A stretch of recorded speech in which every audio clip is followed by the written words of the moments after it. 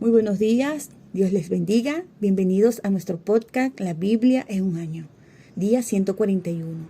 El tema, cómo encontrar paz en la adversidad. Los seguidores de Jesús se han enfrentado a la adversidad, la oposición y la persecución durante 2000 años. En algunos de los países que Pipa y yo hemos visitado a lo largo de los años, los cristianos han padecido persecuciones físicas. En nuestra época no sufrimos persecución física en Occidente. Sin embargo, al ver algunos de los mensajes emergentes que salen de aquellos con la intención declarada de erradicar la fe, está claro que la agresión y la vehemencia de los ataques pueden aumentar. La oposición está por venir. Aquellos que desean vivir piadosamente en Cristo Jesús serán perseguidos. Se puede ver en 2 de Timoteo, capítulo 3, versículo 12. La oposición proviene tanto de aquellos que están lejos de nosotros, los filisteos en el pasaje del Antiguo Testamento para hoy, y tristemente a veces de los más cercanos a casa, los fariseos en el pasaje del Nuevo Testamento. ¿Cómo encuentras paz en la adversidad? Hoy les estaré leyendo la Biblia en la NBI, en la Nueva Versión Internacional. Ubiquémonos en el libro de Proverbios, capítulo 12, versículos del 18 al 27. Proverbios 12. El charlatán hiere con la lengua como con una espada, pero la lengua del sabio brinda sanidad. Los labios sinceros permanecen para siempre, pero la lengua mentirosa dura solo un instante. En los que planean el mal habita el engaño, pero hay gozo para los que promueven la paz. Al justo no le sobrevendrá ningún daño, pero al malvado lo cubrirá la desgracia. El Señor aborrece a los de labios mentirosos, pero se complace en los que actúan con lealtad. El hombre prudente no muestra lo que sabe, pero del corazón de los necios brota necedad. El de manos diligentes gobernará, pero el perezoso será subyugado. La angustia bate el corazón del hombre, pero una palabra amable lo alegra. El justo es guía de su prójimo, pero el camino del malvado lo hace errar. El perezoso no pone a azar lo que ha cazado, pero el diligente ya posee una gran riqueza. Amén. Primer punto, promueve la paz. El antídoto contra la oposición y el mal es caminar en el espíritu opuesto, ser de aquellos que promueven la paz. El escritor pone en contraste el engaño que hay en el corazón de los que traman el mal. Versículo 20, la parte A, en la Reina Valera del 2015. Con el gozo para los que promueven la paz. Versículo 20, la parte B. ¿Cómo puedes hacer esto? A. Trae sanación. Promueve la paz con tus palabras. El charlatán hiere con la lengua como una espada, pero la lengua del sabio brinda alivio. Versículo 18. Las palabras son tan poderosas que pueden lastimar profundamente, pero también pueden sanar. B. Sé sincero. Los labios sinceros permanecen para siempre, pero la lengua mentirosa dura solo un instante. Versículo 19. Las palabras veraces no solo son catárticas, sino que también tienen un impacto duradero, permanecen para siempre. Versículo 19. Sé moderado. Los necios hacen pública su necedad. Versículo 23b, en la Nueva Traducción Viviente. Pero los sabios no hacen alarde de sus conocimientos. Versículo 23, la parte A, en la Nueva Traducción Viviente. El conocimiento es como la ropa interior. Es útil tenerla, pero no es necesario mostrarla. El mero hecho de que sepas la respuesta no significa que debas darla. Siempre me impresiona la moderación de los anfitriones y ayudantes en Alfa. D. Sé amable. La angustia abate el corazón del hombre. Versículo 25, la parte A. Dios quiere que disfrutes de la vida, que ayudes a los demás, que no te sientas agobiado por la angustia. Una palabra amable lo alegra. Versículo 25 en la parte B. Mediante una palabra alentadora puedes transformar el día de una persona o incluso su vida. Acompáñame a orar. Señor, ayúdame a ser una persona que promueve la paz y que pronuncia palabra de sanación, verdad, moderación y bondad. Amén. Ubiquémonos en el libro de Juan. Vamos a leer capítulo 11 y capítulo 12. Juan 11, versículo 45 en adelante. Muchos de los judíos que habían ido a ver a María y que habían presenciado lo hecho por Jesús creyeron en él. Pero algunos de ellos fueron a ver a los fariseos y les contaron lo que Jesús había hecho. Entonces los jefes de los sacerdotes y los fariseos convocaron una reunión del consejo. ¿Qué vamos a hacer?, dijeron. Este hombre está haciendo muchas señales. Si lo dejamos seguir así, todos van a creer en él. Entonces vendrán los romanos y acabarán con nuestro lugar sagrado, incluso con nuestra nación. Uno de ellos, llamado Caifás, que ese año era el sumo sacerdote, les dijo: ¿Ustedes no saben nada en absoluto? ¿No entiende que les conviene más que muera un solo hombre por el pueblo y no que perezca toda la nación? Pero esto no lo dijo por su propia cuenta, sino que como era sumo sacerdote ese año, profetizó que Jesús moriría por la nación judía. Y no solo por esa nación, también por los hijos de Dios que estaban dispersos, para congregarlos y unificarlos. Así que desde ese día convinieron en quitarle la vida. Por eso Jesús ya no andaba en público entre los judíos, se retiró más bien a una región cercana al desierto, a un pueblo llamado Efraín, donde se quedó con sus discípulos. Faltaba poco para la Pascua judía, así que muchos subieron del campo a Jerusalén para su purificación ceremonial antes de la Pascua.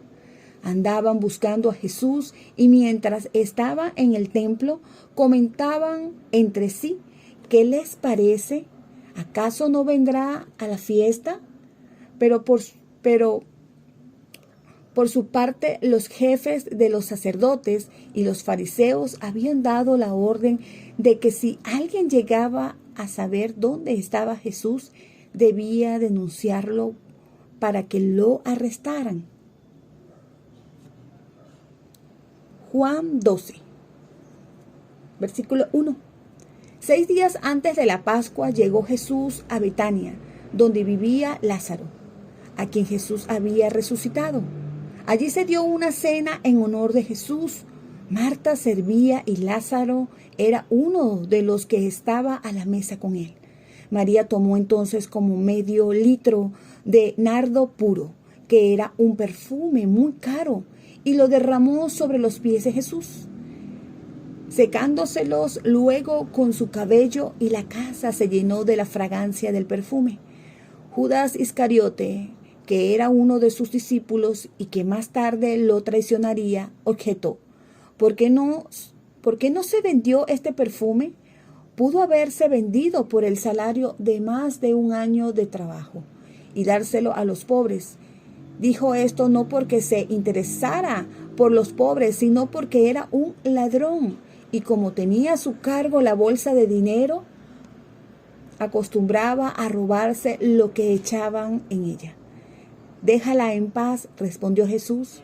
Ella ha estado guardando este perfume para el día de mi sepultura. A los pobres siempre los tendrán con ustedes, pero a mí no siempre me tendrán. Mientras tanto, muchos de los judíos se enteraron de que Jesús estaba allí y fueron a ver no solo a Jesús, sino también a Lázaro, a quien Jesús había resucitado. Entonces los jefes de los sacerdotes decidieron matar también a Lázaro, pues por su causa muchos se apartaban de los judíos y creían en Jesús. Amén.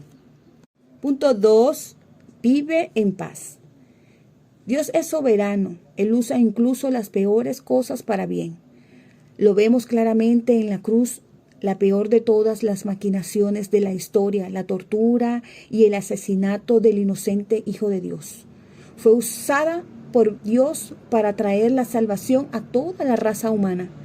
Siendo así, puedes vivir en paz, confiado en que Dios usará para bien incluso las peores cosas a las que te enfrentes en la vida. Se puede ver en Romanos 8:28.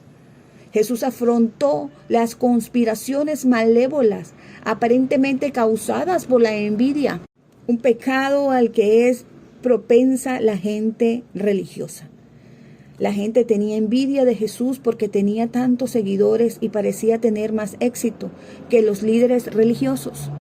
Por envidia, los jefes de los sacerdotes y los fariseos convocaron a una reunión del consejo. Se puede ver en Juan 11:47, la parte A. El Consejo para el Tribunal Supremo de la Nación comprendía 71 miembros, incluyendo al sumo sacerdote. Los jefes de los sacerdotes eran la mayoría y los fariseos una minoría influyente. Ellos preguntaron, ¿qué vamos a hacer? Versículo 47, la parte B. Fue una muy buena pregunta. Tenían envidia de la popularidad de Jesús y conspiraron para quitarle la vida. Versículo 53. Ellos querían hacer el mal, mientras que Dios pretendía hacer el bien. Caifás profetizó: les conviene más que muera un solo hombre por el pueblo y no que perezca toda la nación. Versículo 50. Dios es capaz de hablar a través de un agente involuntario. Juan comenta, pero esto no lo dijo por su propia cuenta, sino que como era sumo sacerdote, ese año profetizó que Jesús moriría por la nación judía, y no solo por esa nación, sino también por los hijos de Dios que estaban dispersos, para congregarlos y unificarlos. Versículos 51 y 52. Tal vez porque él sabía de la conspiración en su contra, Jesús ya no andaba públicamente, sino que salió de la región, se quedó con sus discípulos. Versículo 54. Pero este no era el final de la oposición a la que Jesús se enfrentaba. La oposición de Judas tuvo que ser lo más doloroso de todo. Cuando María derrama el perfume sobre los pies de Jesús, Judas reprocha: ¿por qué no se vendió este perfume que vale muchísimo dinero para dárselo a los pobres? 12:5. Esta, a primera vista, es una objeción perfectamente válida, pero leemos: dijo esto no porque se interesara por los pobres. Versículo 6. Seguramente tuvo que ser muy desazonador para Jesús que su amigo y discípulo Judas estuviera robando dinero de las ofrendas hechas por los generosos donantes de Jesús y sus discípulos. Se pueden ver en Lucas 8, del 2 al 3. Jesús simplemente responde a la objeción de Judas. A los pobres siempre los tendrán con ustedes, pero a mí no siempre me tendrán. Juan 12:8. Jesús ciertamente no alentaba a quedarnos de brazos cruzados con respecto a los pobres. El hecho de que nunca llegaremos a erradicar la pobreza en el mundo no significa que no debamos intentarlo. A fin de cuentas, la comprensión por los pobres fue central en el ministerio de Jesús. Más bien, Jesús estaba dirigiendo la atención de sus discípulos hacia la importancia de lo que María había hecho. Mientras todo esto estaba sucediendo, los planes contra Jesús se estaban moldeando. Versículos del 9 al 11. La envidia puede llevar al asesinato. No solo tramaron quitarle la vida a Jesús, capítulo 11, versículo 53, sino que también hicieron planes para matar a Lázaro, pues estaba llevando mucha gente a la fe. Capítulo 12, versículos del 10 al 11. Sin embargo, lo extraordinario de este pasaje es la manera en que vemos la mano de Dios en acción en todo esto. A pesar de la oposición y el mal hecho, el plan final de Dios todavía siguió cumpliéndose. Lo que los oponentes de Jesús planearon para hacer el mal, Dios lo usó para hacer el bien. Acompáñenme a orar. Señor, gracias porque puedo vivir en paz, sabiendo que en todo trabajas por el bien de los que te aman. Amén. Vamos a leer 1 Samuel, capítulos 5 y 7. 1 Samuel, capítulo 5, el arca en Asdod y Ecrón. Versículo 1. Después de capturar el arca de Dios, los filisteos la llevaron de Ebenezer a Asdod y la pusieron junto a la estatua de Dagón en el templo de ese dios. Al día siguiente, cuando los habitantes de Asdod se levantaron, vieron que la estatua de Dagón estaba tirada en el suelo, boca abajo, frente al arca del Señor. Así que la levantaron y la colocaron en su sitio. Pero al día siguiente, cuando se levantaron, volvieron a encontrar la estatua tirada en el suelo, boca abajo, frente al arca del Señor. Sobre el umbral estaba su cabeza y sus 2 manos separadas del tronco. Por eso, hasta el día de hoy, ninguno de los que entran en el templo de Dagón en Asdod, incluso los sacerdotes, pisan el umbral. Entonces el Señor descargó su mano sobre la población de Asdod y sus alrededores y los azotó con tumores. La gente de Asdod reconoció lo que estaba pasando y declaró: el arca del Dios de Israel no puede quedarse en medio nuestro, porque ese Dios ha descargado su mano sobre nosotros y contra nuestro Dios Dagón. Así que convocaron a todos los gobernantes filisteos y les preguntaron: ¿qué vamos a hacer con el arca del Dios de Israel?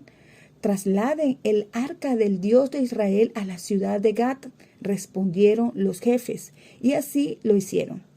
Pero después de que la trasladaron, el Señor castigó a esa ciudad, afligiendo con una erupción de tumores a sus habitantes, desde el más pequeño hasta el mayor. Eso provocó un pánico horrible.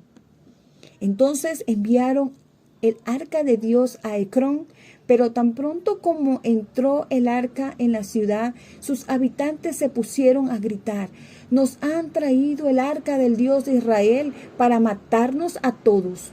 Por eso convocaron a todos los jefes filisteos y protestaron: llévense el arca del Dios de Israel, devuélvanla a su lugar de origen, para que no nos mate a nosotros y a todos los nuestros. Y es que el terror de la muerte se había apoderado de la ciudad, porque Dios había descargado su mano sobre ese lugar. Los que no murieron fueron azotados por tumores, de modo que los gritos de la ciudad llegaban hasta el cielo. 1 Samuel capítulo 6. Los filisteos devuelven el arca a Israel. El arca del Señor estuvo en territorio filisteo 7 meses. Entonces los filisteos convocaron a los sacerdotes y a los adivinos para preguntarles: ¿qué vamos a hacer con el arca del Señor? Díganos de qué modo hay que devolverla a su lugar. Si piensan devolverla, contestaron, no la manden sin nada. Tienen que presentarle a Dios un sacrificio por la culpa. Entonces recobrarán la salud y sabrán por qué Dios no ha dejado de castigarlos.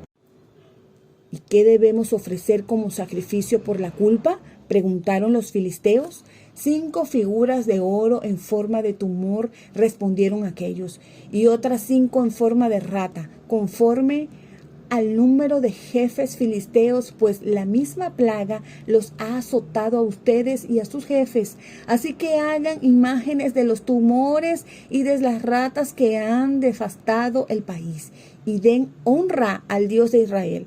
Tal vez suavice su castigo contra ustedes, sus dioses y su tierra. ¿Por qué se van a obstinar como lo hicieron los egipcios y el faraón? ¿No es cierto que Dios tuvo que hacerles daño para que dejaran ir a los israelitas? Ahora manden a construir una carreta nueva. Escojan también 2 vacas con cría y que nunca hayan llevado yugo. Aten las vacas a la carreta, pero encierren los becerros en el establo. Tomen luego el arca del Señor y póngala en la carreta. Coloquen una caja junto al arca con los objetos de oro que van a entregarle al Dios como sacrificio por la culpa. Luego dejen que la carreta se vaya sola y obsérvenla. Si se va en dirección de Bet-Semes, su propio territorio, ese quiere decir que el Señor es quien nos ha causado esta calamidad tan terrible. Pero si la carreta se desvía para otro lugar, sabremos que no fue Él quien nos hizo daño, sino que todo ha sido por casualidad. Así lo hicieron. Tomaron 2 vacas con cría y las ataron a la carreta, pero encerraron los becerros en el establo. Además, en la carreta pusieron el arca del Señor y la caja que contenía las figuras de ratas y de tumores de oro. Y las vacas se fueron mugiendo por todo el camino, directamente a Bet-Semes. Siguieron esa ruta sin desviarse para ningún lado. Los jefes de los filisteos se fueron detrás de la carreta hasta llegar al territorio de Bet-Semes. Los habitantes de Bet-Semes, que estaba en el valle cosechando el trigo, alzaron la vista y al ver el arca se llenaron de alegría. La carreta llegó hasta el campo de Josué de Bet-Semes, donde había una gran piedra, y allí se detuvo. Entonces la gente del pueblo usó la madera de la carreta como leña y ofreció las vacas en holocausto al Señor. Los levitas que habían descargado la carreta pusieron el arca del Señor sobre la gran piedra junto con la caja que contenía las figuras de oro. Aquel día los habitantes de Bet-Semes ofrecieron holocaustos y sacrificios al Señor. Los 5 jefes filisteos vieron todo esto y regresaron a Ecrón ese mismo día. Las figuras de oro en forma de tumor que los filisteos entregaron al Señor como sacrificio por la culpa correspondían a cada una de estas ciudades: Asdod, Gaza, Ascalón, Gat y Ecrón. Asimismo, el número de las ratas de oro correspondía al de las ciudades filisteas que pertenecían a los 5 jefes, tanto las ciudades fortificadas como las aldeas sin murallas. Y la gran piedra donde depositaron el arca del Señor permanece hasta el día de hoy como testimonio en el campo de Josué de Bet-Semes. Algunos hombres de ese lugar se atrevieron a mirar dentro del arca del Señor y Dios los mató. Fueron 70 los que perecieron. El pueblo hizo duelo por el terrible castigo que el Señor había enviado, y los habitantes de Bet-Semes dijeron: el Señor es un Dios santo. ¿Quién podrá presentarse ante Él? ¿Y a dónde podremos enviar el arca para que no se quede entre nosotros? Así me mandaron este mensaje a los habitantes de Kiriat Jearim: los filisteos han devuelto el arca del Señor. Vengan y llévensela. Primera de Samuel, capítulo 7, versículo 1. Los de Kiriat Jearim fueron a Bet-Semes y se llevaron el arca del Señor a la casa de Abinadab, que estaba en una loma. Luego consagraron a su hijo Eleazar para que estuviera a cargo de ella.